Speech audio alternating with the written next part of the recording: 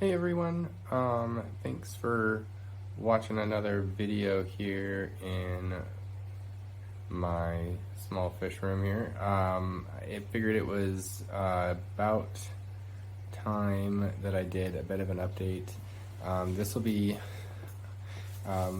brief in that I'm not really going into anything in depth, but enough updates had happened in the fish room that I figured it was worth getting a quick little video out to show. So I have this fish rack that I'm working on slowly building up. This fish rack looked a little different in all my previous videos. With terrariums and things that I had in this room previously, we were moving stuff out to make more space, and so this rack needed to be moved. And I had pretty much all of these tanks on it already, so moving it was, of course, a little bit of an undertaking. Overall, I would say no disasters, so everything went well. There was enough disturbance in the tanks that some of the plants and things have taken a little bit to come back, and I'll talk about that in a couple tanks. But most importantly, this tank now has bottoms, bases for the tanks that are a little bit more finished. Nothing fancy, but just wood that I've at least painted, and not that like cheap particle board that you get from the PetSmart stands when you buy a tank from them. So if water gets on it, I'm not like totally panicked to dry it up. And so yeah, it's just definitely been worth the upgrade. The only thing that I would advise, of course, obviously, if you have the choice, make it right the first time so you don't have to move all the tanks like I did. But overall, like I said, glad it's done. To go into just a couple of quick things, I've been over 4 weeks plus without any signs of parasites from the existing guppies that I bought a little while back. So I officially have, for breeding purposes, this is a female only tank. And you can see I have a mix of a few black mollies, which I like to have around just because I find they do such a good job of eating algae and stuff. So again, to control numbers, I keep them separated. So there's about 5 to 7. There's 2 adult mollies and a few of their fry in here. And then as you can see, all the guppies that I'm waiting on growing out to see. This one down here, this is the mom of not all of the babies, but a lot of the babies. And I really like her size and her coloration in general. Overall, I would say the line, I'm happy. I mean, you can see the offspring overall. They've thrown pretty consistent color.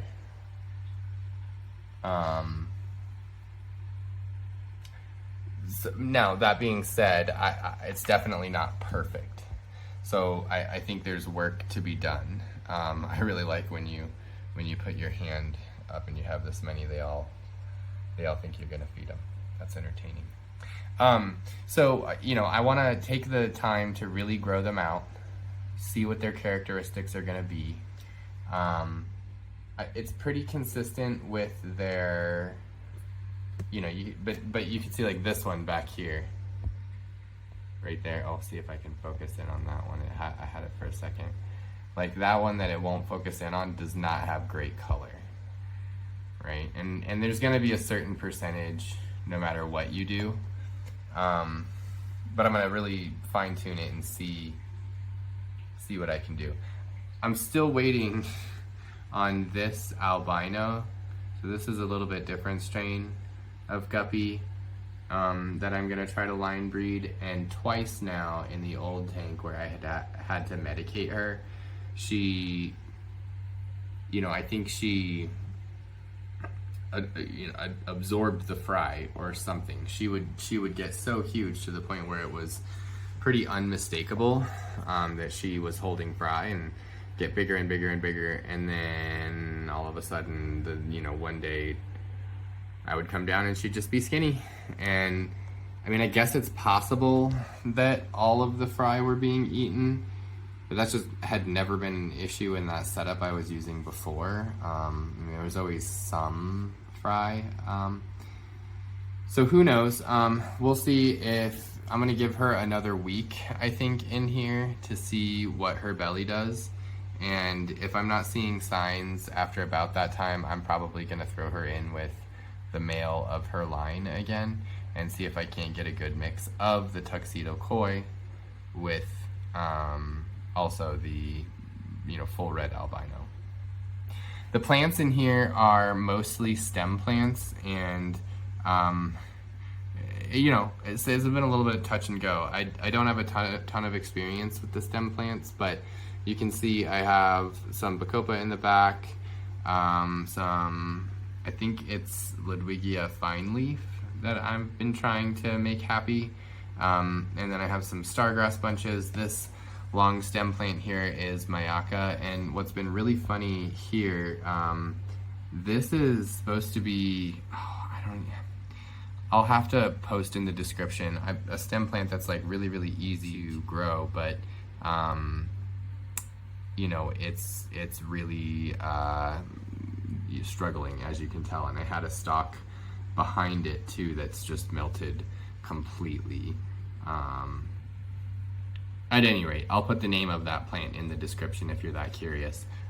Just panning over, these are the plants that I've been doing. Just whenever I do a water change, I end up dipping these in hydrogen peroxide. And initially I saw no effect at all, but this last time I upped the dosage and like the concentration of hydrogen peroxide, and for the first time I did see some of that algae start to turn brown and die. And the great thing, as you can see, is that the guppies, and especially the mollies, they're picking at it now and eating it. And I don't know if you can see on this boost plant, for the first time I've got a little bit of new growth coming in, and it's really a slow growing plant in the first place anyway. So I'm waiting to see what that'll do. This Anubias here, you can see from the old leaves how much I was struggling, but the new growth seems to be healthier. Same with this down here. It's got that top leaf that's really, really, really old. And then, these bottom leaves are where hopefully I'm gonna start to see some more healthy growth. So I'll keep that up. I'm battling some staghorn algae in here. Let's see if I can show you that. Yeah, on some of the bacopa. So trying to dial that in just with nutrients and things. And so, yeah, and then these are some brand new sword plants over here that are still deciding if they're gonna be happy or not. So I'm just kind of giving them some consistency and some time to see what happens. So I would say this tank went through probably the biggest adjustment when I moved it. This tank in here, really nothing too bad. Things are happy. Here we have all the male live bears. You can see things are going pretty well in here. Yellow shrimp colony. Recently had a bunch of babies, so this colony is going strong. Pretty happy with that. Now, down here is where I have a few rainbow fry growing out. And I have a bunch of the smaller fry growing out outside, which I'll update in a little bit. And then over here, you can see the tiger lotus didn't like the move, but the pea puffers are doing just fine. So this is the tank that I'm working on to set up next. And I'm pretty excited about this. So this is just your standard 10-gallon tank, but as you can see, I've got a few things in it. This isn't necessarily, to be used in it, but this is the setup that I'm hoping to utilize. I've got a false bottom here with about that much space, you can see. And my hope is that I'm going to be able to just put a sponge filter in this tank with whatever substrate is helpful for the fish I'm breeding, which, you know, when I say substrate, I mean something to sit on top of this grate if it's needed. So if it's a ball of moss like this, great, we'll put that in there. If it's, you know, leaves, you know, like almond and oak leaves and things like that, and we need, you know, a cave or something, then I'm hoping this can just give me some versatility in setting the tank up to really be able to try to collect eggs from a specific, you know, group of fish. The other thing that I got recently was a sort of like food grade commercial water distiller.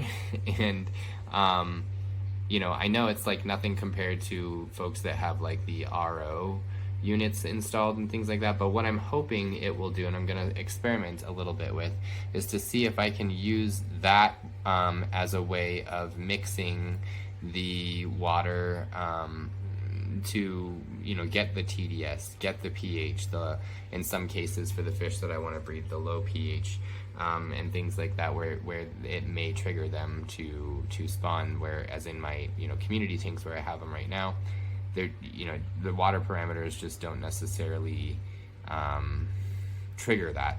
Plus, you know, in a 10-gallon aquarium, I'm dealing with a small, limited amount of water versus looking at maintaining,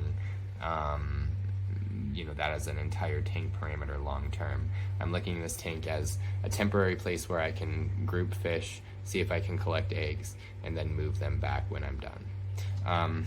This is something that I think a lot of people have seen. It's just one of your net breeder boxes that I think a lot of people use for live bears. What I'm hoping to use it for in some tank is actually as a means of collecting eggs for certain types of spawners, whether I, you know, again, fill it with moss and different grasses, and then have the rest of the tank be bare. And then, you know, hopefully that's an easy thing for me to just scoop out to see and collect eggs from.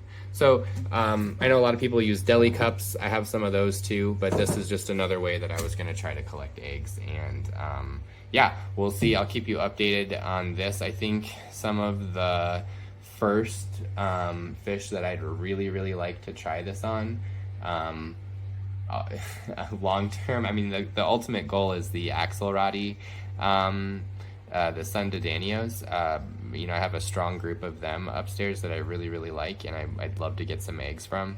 We'll see if maybe I need to start with some easier fish first, but that's kind of where my head's at with this. So if anybody has experience with breeding those types of fish, or Sundadanios in general, I'd love any tips or tricks you might know.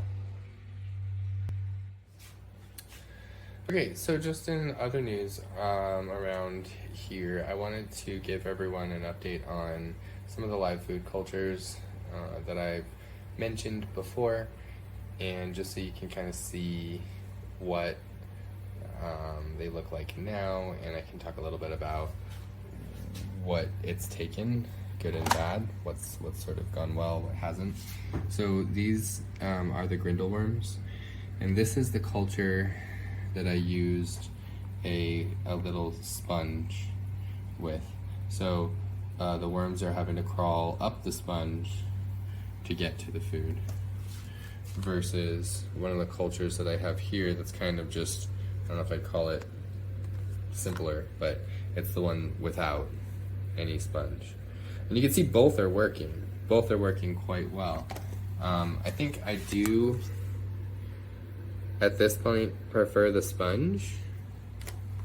I feel like there's more worms in there, and typically they're crawling all the way through the sponge too. The food seems to last longer too in there than it does in the ones without the sponge. I don't know, that's just my take. So all three of these cultures are going really strong, and what I found though is that if I don't feed them once a day, that seems to hurt how fast they grow.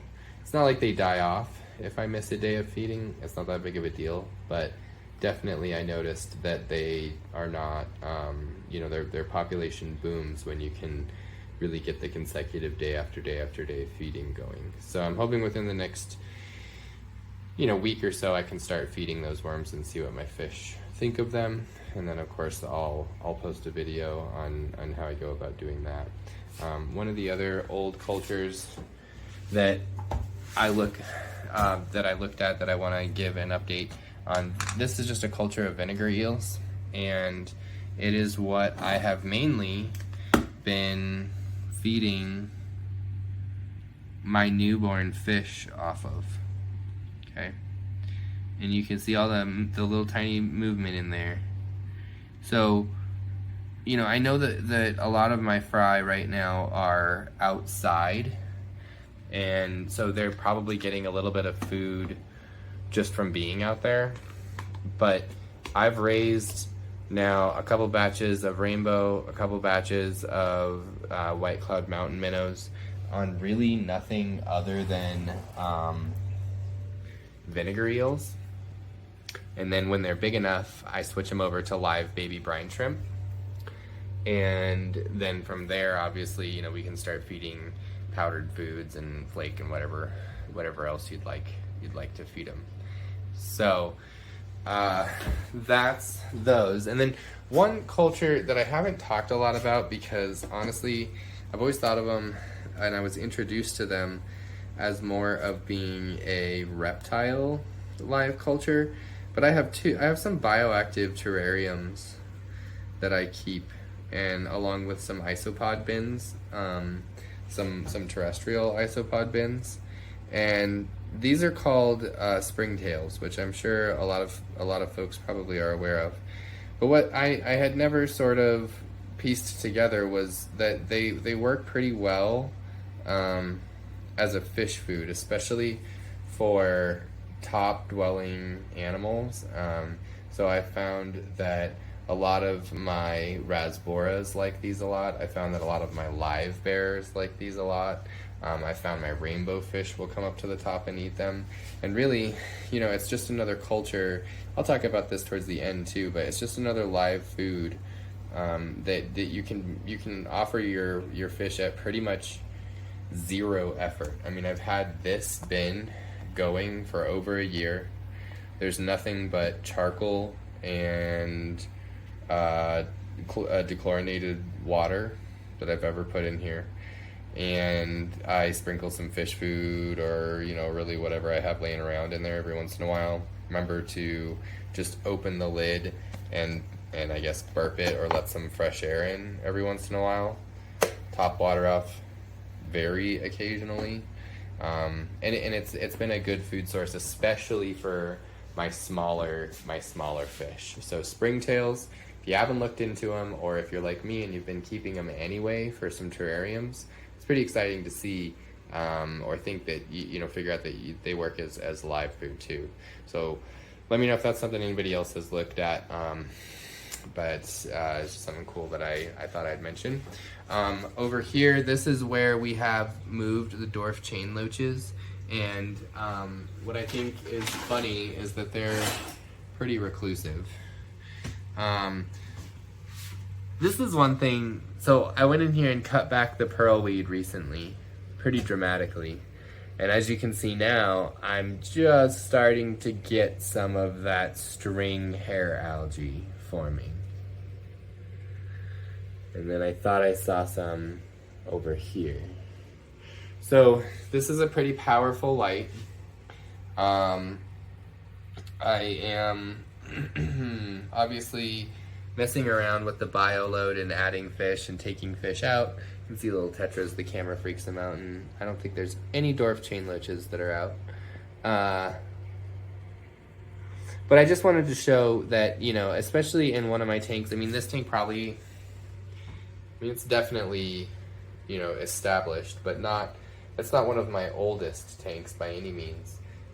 Whereas, some of my older tanks that are going on over 2 years old, I'll rarely get an outbreak of this hair algae. But in some of my newer tanks, especially when I make a big adjustment like cutting back pearlweed, when pearlweed is the majority of this tank, that can cause a little bit of an imbalance. So I'll do some testing on parameters, see where things are at. It's likely I just have the light up too high. And so I'll probably just cut back on that and hope for the best. Keep an eye on it though. Things are never stagnant in the fish room. You always gotta, always keeping you on your toes.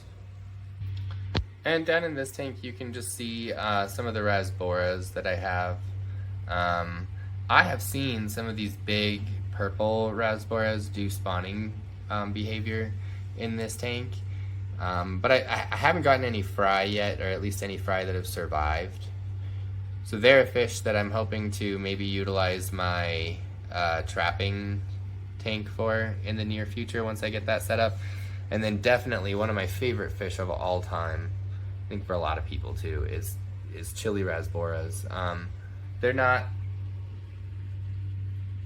too colored up right now, but I think they're just a wonderful fish.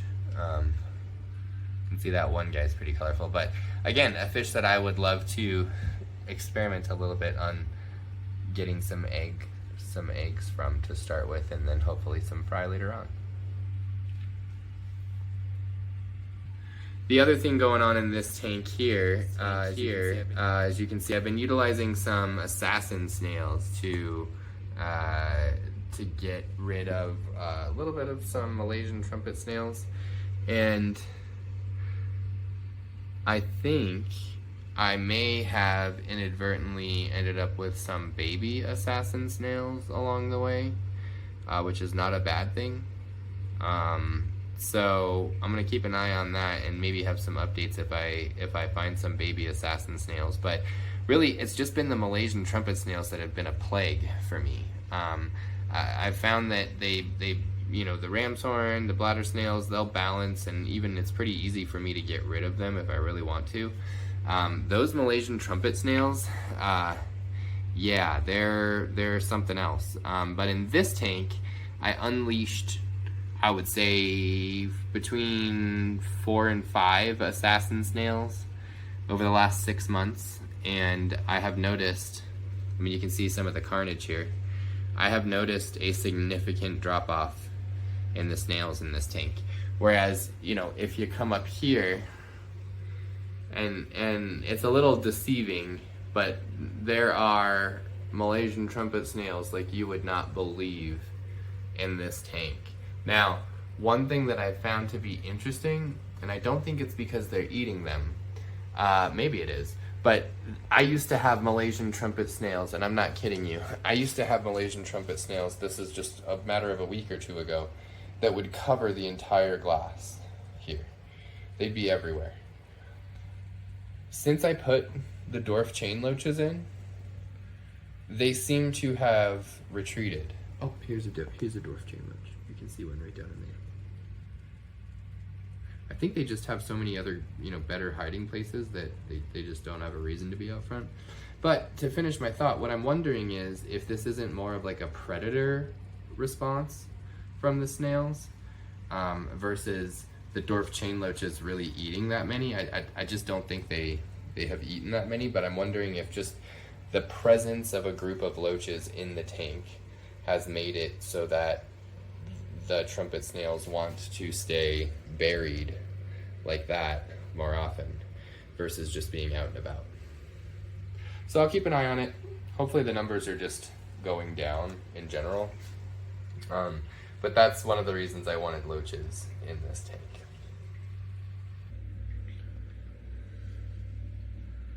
Alright, so just to wrap things up before this video gets any longer than it's already gotten, I just wanted to talk a little bit about the fry that I'm working on right now, and most of them are outside. I'm gonna be in the process of moving my outdoor pond setup. The reason being, I think it might be a little too hot where I have them. On some of the 100-degree days that I've had recently, I'll go out there and temp gun the water, and it'll be upper 80s for sure. Now, I haven't lost any fish so far, knock on wood, I think that's because still at night, the temperatures are dropping quite a bit. And so that seems to be balancing things out. But it's not something that I think is great for the fish. And why I think that is because initially my, oh, this is cool. Look at this guy over here. Initially, my mountain cloud minnows were just, I mean, they were going gangbusters. I was having huge batches of minnows. And when I say that, you know, honestly, it was just the first couple weeks that I put them out there. Since then, you know, I'll go out there and maybe find 1 or 2 fry and pull them. And then in the last month or so, it's been nothing. Haven't gotten any fry. The fry that I've collected all seem to be doing fantastic, and you know, they're growing out and doing wonderful. But the breeding has really dropped off, and you know, I've done the testing that I'm capable of doing, that I have access to as far as nutrients and a little bit of fertilizers, and you know, not that always impacts breeding and things, but just to make sure the health of the tank of the pond, I should say, is, you know, hasn't changed, and nothing as far as I can tell has changed, other than, you know, these extreme temperatures that I've been seeing. So my hope is that I can move the tanks to a more, or the pond, sorry, to a more shaded area, and that will help even out temp for them, and I can go back to having regular batches of mountain cloud minnows again. But obviously, you know, we'll just have to wait and see if that pans out. There's just a nasty glare there, sorry everyone. So outside in the ponds, I'd say I've got about 30 longfin mountain cloud minnows, and I've probably got about 15 or 20 turquoise rainbow fry that I'm growing out, along with different varieties of these Neocaridina shrimp. I have a pond of red, and I have a pond of blues. So I'll have another video coming out once I have moved those ponds, and then I'll be able to show a little bit of the fry that I have been able to collect from those ponds. And other than the stall inbreeding, it's been pretty successful. We'll see if we can figure that out and take it from there.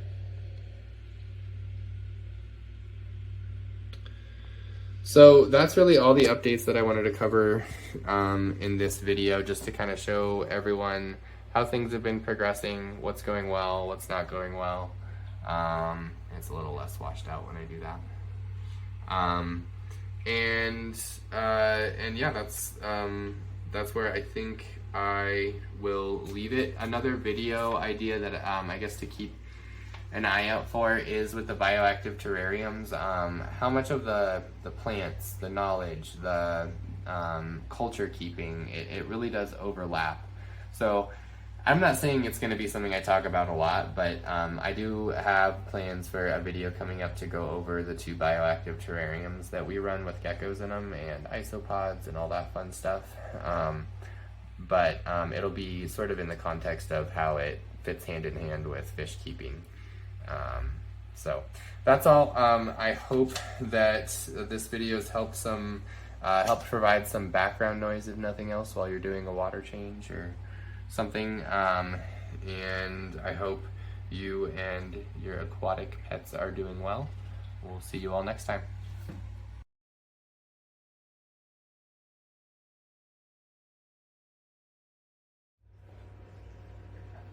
Hello everybody.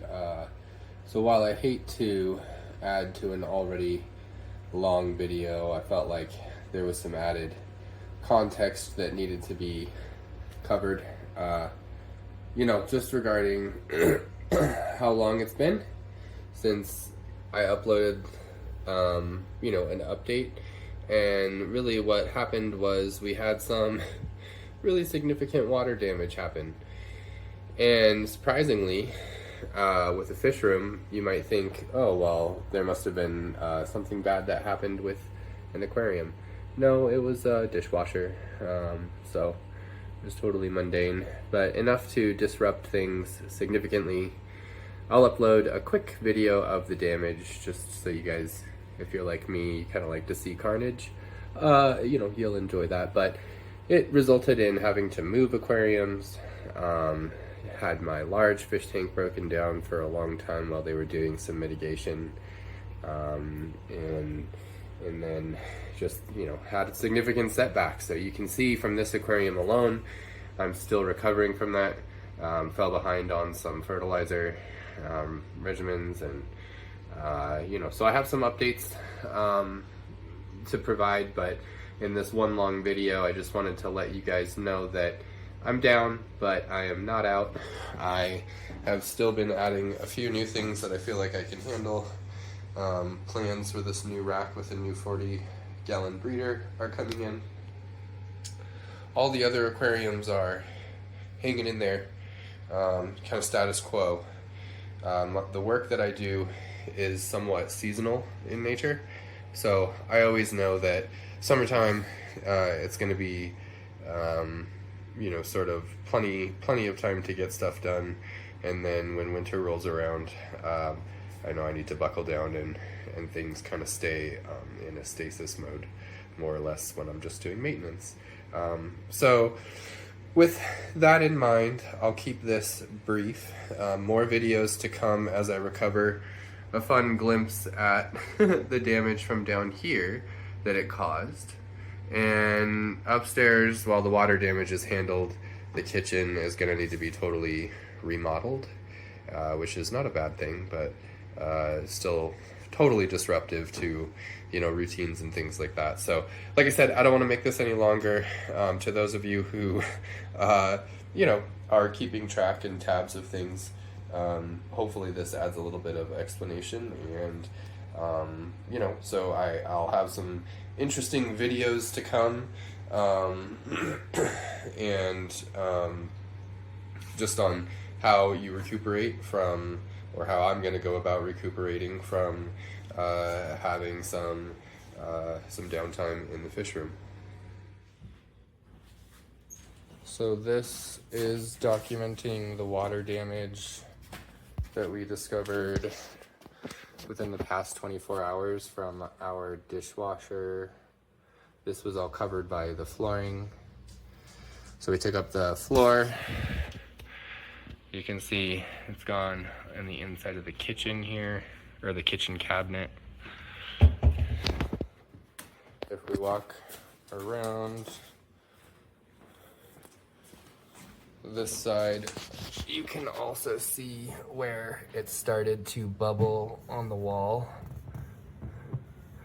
And then what clued us in that it was leaking. I'll go downstairs. This is the bottom floor right under the dishwasher, and we had no way of knowing it was leaking until these water spots appeared on our ceiling, and that's what clued us in to kind of take a look.